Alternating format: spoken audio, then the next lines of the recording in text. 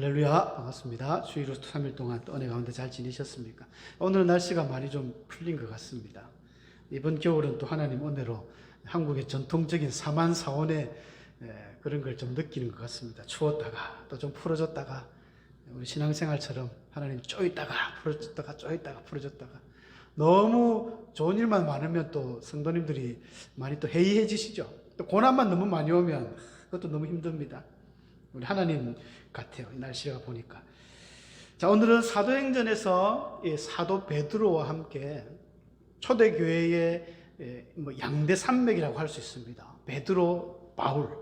이 위대한 이 바울. 정말 예수님보다도 예수님만큼이나 엄청난 기적과 많은 역할을 하셨던 이 바울이 변화되는 오늘 그 참 유명한 기사가 기록되어 있는 본문이죠. 우리 사람들은 누구나 자기가 인생을 살아오면서 어떤 인생의 우리 터닝 포인트라 그러죠. 인생의 어떤 자기 반환점, 변하는 어떤 시기들이 누구나에게 있습니다. 특히 저 여러분들처럼 예수님을 믿는 성도님들은 과거에는 내가 예수님을 전혀 몰랐던 사람들이 어느 날 예수님을 믿게 되면서부터 삶이 완전히 180도로 바뀌어 버려가지고 큰 일을 하신 그런 위대한 역사의 인물들이 많이 있지 않습니까? 오늘 본문에 우리 바울의 이 삶을, 회심의 어떤 그 사건들을 우리가 살펴보면서 우리의 또 믿음을 다시 한번 돌아봤으면 좋겠습니다. 바울의 원래 이름은 사울이죠. 사울이 예수님을 믿고 자기 이름을 바꿔서 이제 파울이라고 하는데, 원래는 사울이, 이 사람이 굉장히 율법주의고 하나님을 잘 믿었던 사람입니다. 우리가 사울은 아주 하나님을 안 믿고 엉망인 사람이 아니라 외모적으로 볼 때는 정말 신앙 1등인 사람. 오늘날로 비교하면 교회 열심히 모든 교회 새벽기도 어떤 모임 안 빠지시는 최고의 엘리트 신자. 예배 시간에 항상 1시간 전에 와서 자리에 앉아있고 기도하시고 찬양 열정적으로 하시고 목사님 설교하면 아멘 아멘 하시는 이런 분이에요. 헌금도 잘하고. 그런데 예수를 몰랐습니다. 예수를 몰랐을 뿐 아니라 예수라는 이 예수 자체를 이단으로 본 거예요. 이단의 개수고, 그래서 예수를 믿는 사람들은 전부 다 사이비고 잘못된 사람들이니까 저 사람들 다 잡아가지고 그냥 감옥에 쳐넣고 죽이고, 이게 자기 평생의 사명이었습니다. 그게 자기는 하나님 일을 한다고 생각한 거죠.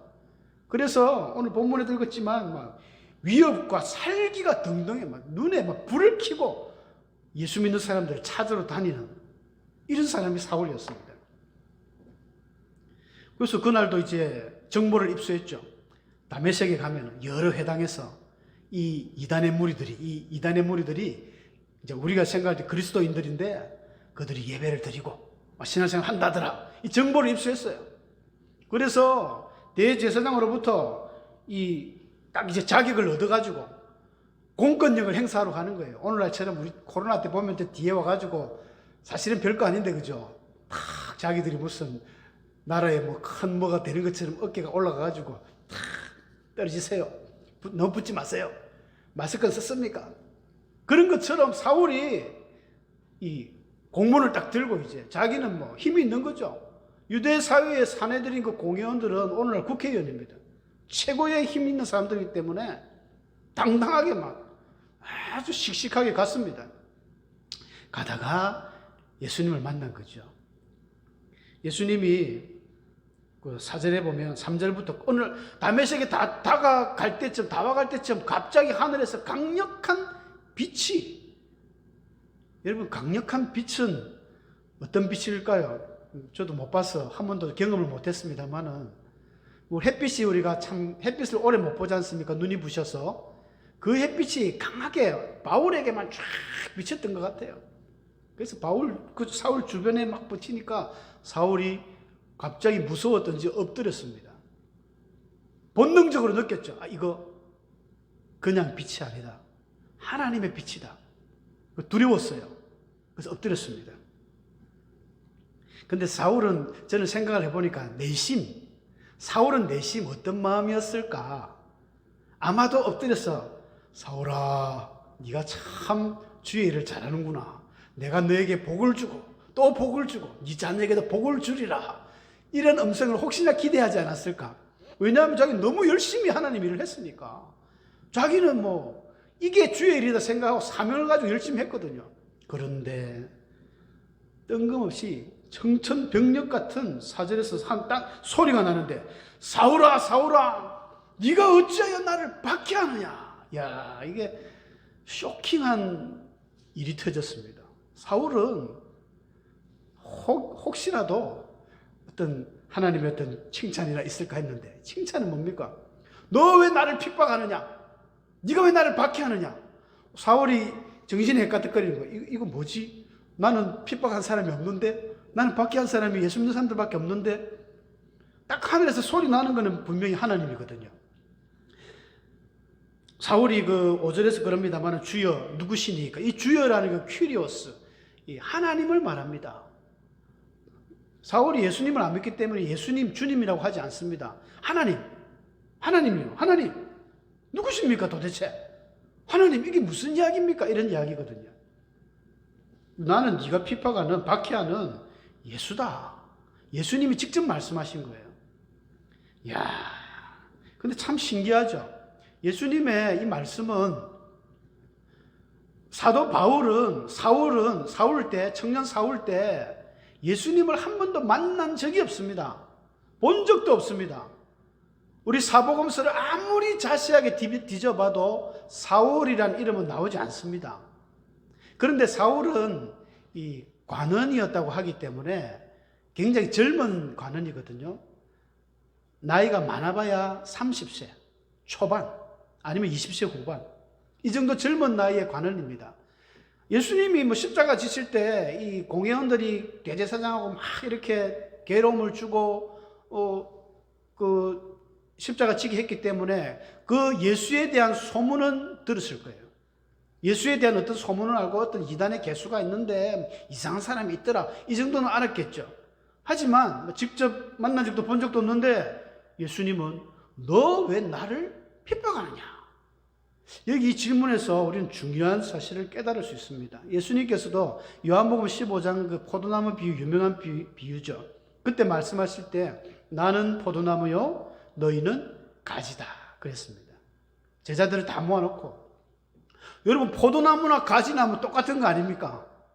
가지는 따르고 포도나무는 틀립니까? 똑같은 거예요. 한 몸입니다. 나는 포도나무 너희는 가지다. 내 말대로 행하면 너희는 나의 친구고, 말대로 안 하는 그런 가지는 떨어져 가지고 농부가 아버지가 다 모아가지고 불살라 푼다 했습니다. 같이 있는 거, 그런 내가 곧 너라는 것이죠. 친구라는 표현도 썼습니다. 한 번은 예수님이 그런 일이 있었죠. 막 많은 사람들, 군중들에 모여서 복음을 전하고 치료를 하는데 예수님의 모친이 왔어요. 마리아와 그 형제들, 야고보하고 몇 명이 오니까, 아유, 예수님 그 어머니하고 오셨습니다 하니까 예수님이 누가 내 어머니냐? 누가 내 모친이냐? 누가 내 형제냐? 하늘에 계신 아버지 뜻대로 하는 자가 내 모친이요 내 형제들이라 했거든요. 요한 사도는 요한 1서 5장에서 그런 말씀을 합니다. 예수께서 그리스도이심을 믿는 자마다 하나님께로부터 난 자다. 대단하지 않습니까? 저와 여러분은, 예수님을 믿는 사람들은 하나님께로부터 난 자라는 거예요. 참 묘한 표현들이 요한 1서에 많이 나오는데, 이 사도 요한이 예수님의 관계와 우리 성도의 관계를 잘 엮어주는데, 친구를 떠나서 아브라함만 친구가 아니라 우리가 다 친구고, 또 똑같은 동격으로 봅니다. 하나님께로서 나신 자는 예수님인데, 하나님께로 나신 자가 너희를 지킴으로 하나님께로 난 자가 너희가 범죄하지 않는다, 죄를 짓지 않는다, 이런 말도 해요. 이 나다, 태어난다는 것이 꼭 출산의 의미, 겟나고라는 헬라어가 출산하는 의미가 있지만 예수님과 같은 급으로 보는 거예요. 같이 태어난 난 자로. 그러니까 예수를 믿는다는 것은 꼭 예수님하고 같이 보는 거예요. 예수를 믿는 사람 막 핍박했잖아요. 우리 일제시대 때 얼마나 많은 목사님들이 옥고를 치르며 죽었습니까? 순교를 했습니까? 그 자기들은 사람을 핍박했지만 하나님께서는 나를 핍박한 것이다. 예수를 핍박한 것이다. 이렇게 보는 것입니다.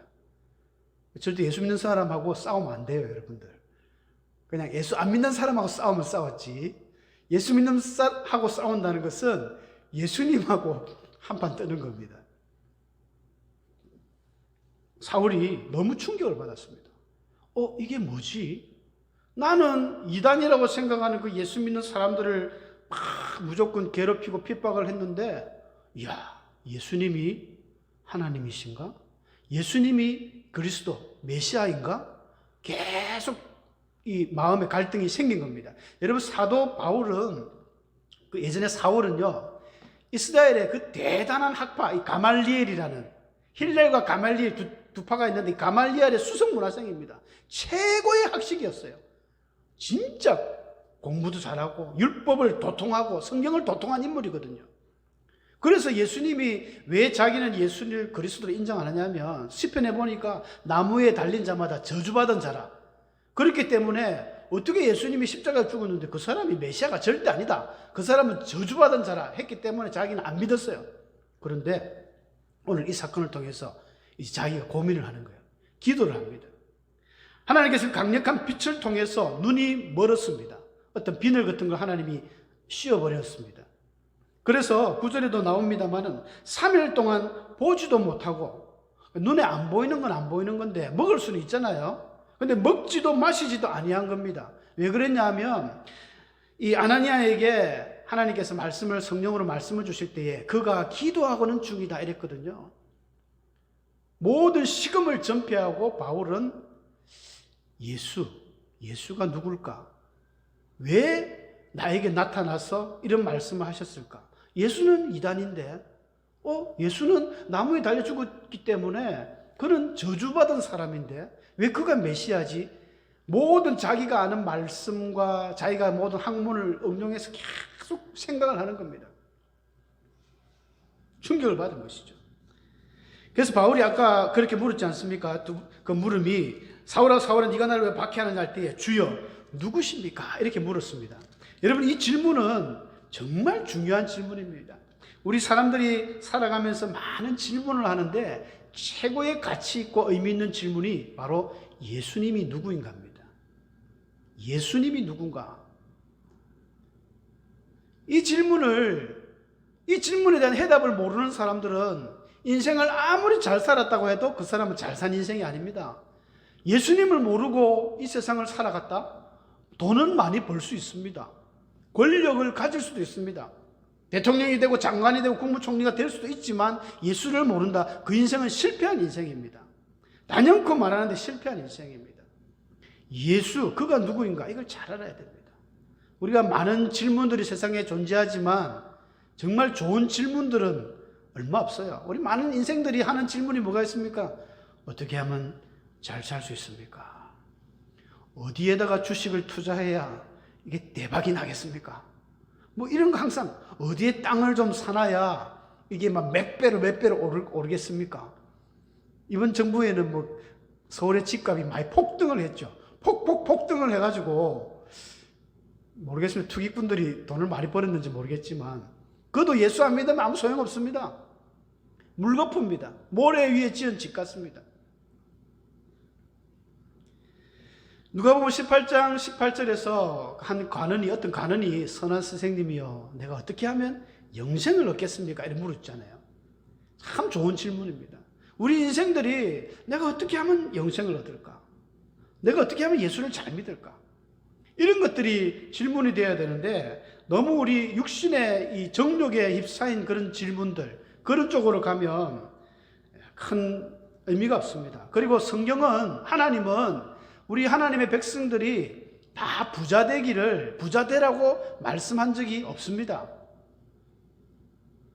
많은 사람들이 예수 믿으면 복을 받더라, 부자되더라 될 수 있습니다. 하나님이 특별한 은혜를 줘가지고 부유케 하는 분들이 있어요.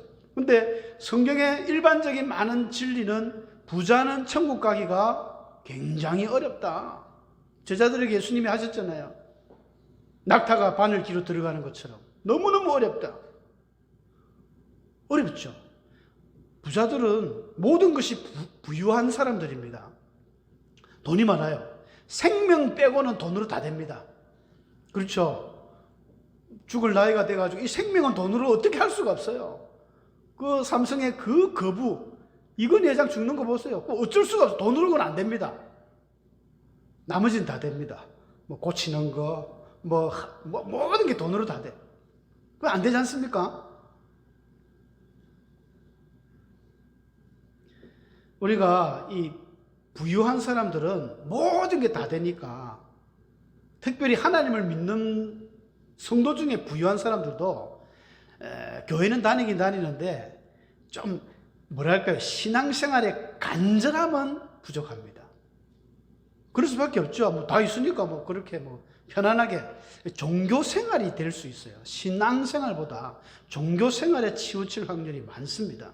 그러나 북한에 있는 지하교회 우리 성도들이나 못 사는 어디 아프리카 이런 난민들, 그 사람들의 마음은요 정말 하나님을 찾는 게 간절합니다. 초대교회 이 성도들도 마찬가지입니다. 이들의 마음에 그 간절한 신앙은요, 오죽했으면 인사가 마라나타, 주님 오십니다. 주님이 곧 와서 우리의 이 어려운 상황을 좀 해결해 달라는 이 욕망이거든요. 마라나타, 형제여, 조금만 인내하세요. 주님이 곧 옵니다. 곧 온다 했던 주님이 2000년이 넘어도 아직 안 왔습니다. 근데 곧 오시는 거예요. 우리도 곧 온다고 믿음을 가져야 되는데, 부자들은 곧 안 왔으면 좋겠습니다. 좀 천천히 우리 아들 손자까지 좀 세상에 편안하게 살다가 그때 주님이 왔으면 좋겠어요. 부자들은. 근데 힘들고 가난한 사람들, 우리 일제시대 때 얼마나 힘들었습니까? 주님이 빨리 왔으면 좋겠어요. 그런 마음을 가졌거든요. 아마 북한의 지하교회 성도들도 주님이 빨리 왔으면 좋겠어요. 들리는 말로 성경을 갖고 있다가 잡히면 뭐 총살당하고 무슨 아오지 탄광 이런 데 가니까 그냥 다 외워버린답니다. 암송을 해서 외워버리고 입에 씹어 먹어버려요. 말씀을 그냥 통으로 외웁니다. 우리 한국의 부유한 교회의 많은 성도들하고 비교가 되죠. 북한 성도들이 남한 성도들을 위해서 기도한다니까요.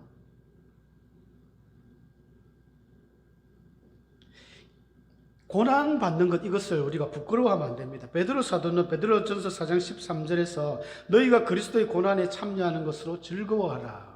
그리스도인으로 고난을 받으면 부끄러워 말고 도리어 그 이름으로 하나님께 영광을 돌리라 그랬습니다. 하나님을 믿을 때에, 그래서 너무 부유한 것, 부유해가지고 좋은 일 하시면 돼요. 어려운 이웃을 돌아보고 객과 고아와 가부를 돌아보라는 하나님의 성경의 말씀처럼 살면 됩니다. 그런데 구약의 누굽니까? 나발 같은 아비가일의 남편이었던 나발은 돈을 쓸 줄 몰랐어요. 돈이 많은 사람들은 왜 내게 돈이 많은지, 돈을 어떻게 써야 되는지 알아야 됩니다. 그거 모르면 자기가 부자인 자격이 없어요. 돈 많은 거 가지고 내가 평생 먹고 살고 내 자자손손 잘 되게 한다, 아주 아무개 제가 가서 창고를 크게 지어놓는, 예수님이 그런 핀잔 주셨지 않습니까? 그래 하면 안 됩니다. 계속 우리 자신을 돌아봐야 되고 신앙적으로 쓰지 아니하면 그 인생도 실패한 인생이 될 수 있습니다. 그래서 굉장히 중요한 거예요. 예수님이 누군가, 예수님이 어떤 분인가, 그리고 이어서 들어올 수 있는 질문이 나는 누구인가 합니다. 수많은 사람들이 인생을 살아가면서 그 고민을 많이 하고 질문을 많이 던집니다. 나는 누구지? 나는 왜 살까? 무엇 때문에 살아가지? 난 누구를 위해서 살아가는 걸까? 나의 삶의 목표는 뭘까? 나는 죽으면 어떻게 될까? 죽음 뒤에는 뭐가 있을까? 이런 질문들을, 철학적인 질문들을 굉장히 많이 합니다. 그런데 이 모든 질문은 예수가 누구인가만 알면 다 풀어지는 숙제입니다. 예수가 누구인가? 예수님이 누구인가? 이것만 깨달아버리면 내가 누구인가 자동적으로 알게 된다는 거예요. 우리는 어떤 사람입니까? 이미 하나님께서 우리를 태중에 다 지으신 분들이에요. 시편 2편 그 7절에도 여호와께서 내게 이르시되 너는 내 아들이라. 오늘 내가 너를 낳았도다. 여러분, 세상 어느 신이 우리를 낳았다고 그래요. 욥기서 보면 욥은 그런 이야기 합니다. 나를 태 속에 만드신 자, 우리를 뱃속에 지으신 자가 하나님이시다. 여러분, 우리가 태어난 것이 대충 어떻게 살다가 엄마 아빠가 실수를 해가지고 어떻게 낳았다, 그렇지 않습니다. 하나님이 이미 뱃속에부터 우리를 이미 계획 가운데에 태어나게 하신 거예요. 얼마나 이게 놀라운 진리인지 알 수 없습니다. 요즘에는 이제 과학이 발달하다 보니까 이 아이가 만들어질 때 이 세포가 배아세포, 줄기세포, 그 어디서부터 하나님의 그 영혼과 인격이 임재가 되는지 정확하게 참 판단하지 못해서 뭐 학자들 간에 의견이 분분한데 뭐 그렇게 안 따지더라도 하여간 우리 뱃속에서부터 하나님이 만드셨다는 거예요. 에베소서 2장 10절에 우리는 그의 만드신 바라. 이런 말씀들은 성경에 너무 많습니다. 하나님 우리를 창조하신 최고의 걸작품으로 우리를 만들어 주시는 것이죠. 그리고 이사야서 43장 21절에 보면 이 백성은 하나님이 내가 나를 위해 지었는데 나를 찬송하게 하려 합니다. 이 인생의 목표가 나오죠. 우리가 살아가는 삶의 목표는 하나님의 영광을 위해서 살아가는 것입니다. 이제 우리가 삶에 살아가는 목적은 하나님을 위해서 살아가는 것이 우리 삶의 목표고 우리 인생이고 우리의 모든 것이 된다는 것입니다. 이 사도행전 9장에서는 5절과 6절 사이에 빠져 있지만 사도행전 22장에 가면 22장 10절에 보면 바울이 하나님께 한 번 더 질문을 합니다. 그 질문이 무엇이냐면 주님 무엇을 하리까? 이 질문이거든요.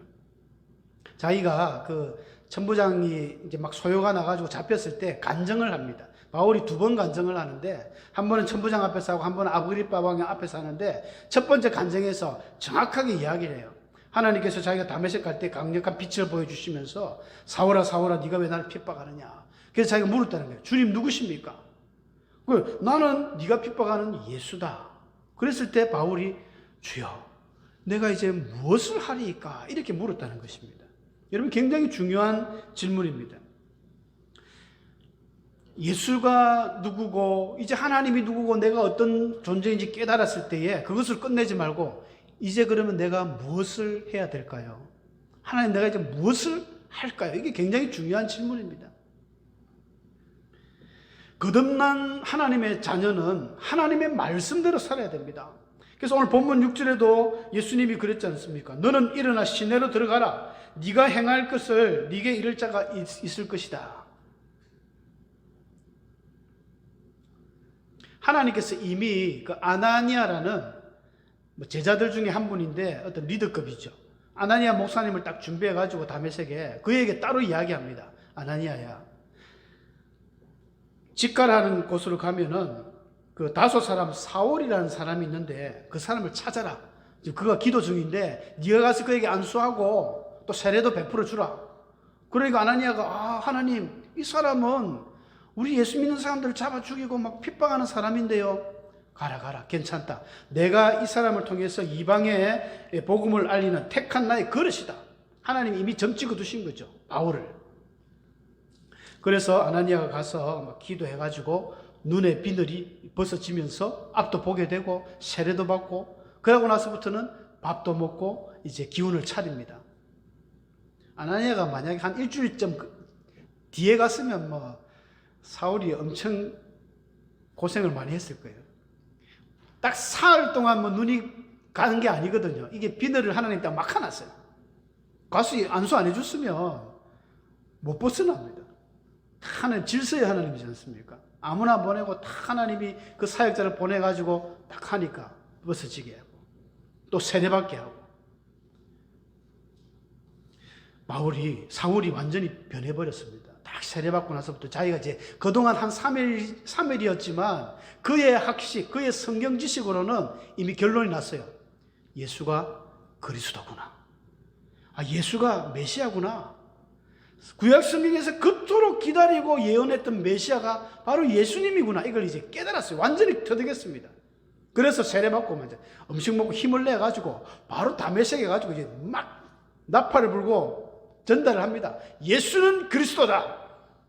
바로 그냥 그리고 유대인들이 난리가 난 거예요. 저 사람이 지금 예수 믿는 사람 잡으러 와가지고는 막 예수를 전하니까 대제사장들이 죽이려고 막. 그러니까 이 바울의 제자들이 바울이 좀 작았던 것 같아요. 그 높은 층에서 광주리에다가 담아가지고 줄을 쭉 내려가지고 도망을 가게 합니다.